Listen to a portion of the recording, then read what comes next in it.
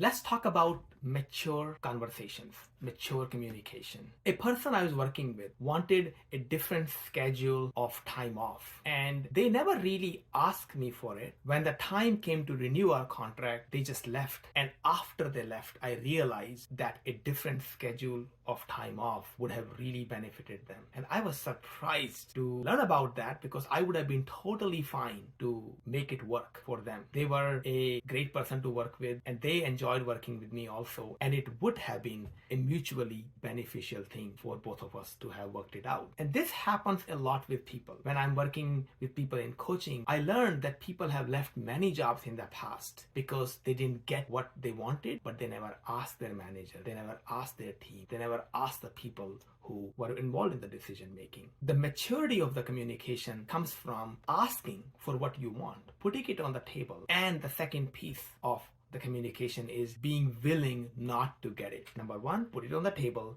Number two, be willing not to get it. When we are able to do both these things, ask what we want and be willing not to get it, we are able to flow much better with people we are working with, and we don't get as much frustrated because we are not asking for things. A lot of times we keep thinking in our head we are not getting it, but we never ask for it. And by the time we ask for it, a lot of frustration has gotten into our head. At that time, we become very attached to getting what we want, what we ask for. And this way of communication is exactly opposite. We don't ask for what we want, we wait a long time, we get frustrated in our head, and by the time we ask for what we want, we become very aggressive and we are upset. We really want what we ask for. This makes it very hard to resolve conflicts in a timely manner, and we end up not getting what we really want. So next time a desire comes to you, you think what you want, put it on the table with the relevant people. It could be your manager, it could be your spouse, it could be with kids, and discuss it and be willing not to get it. And over time, clarify what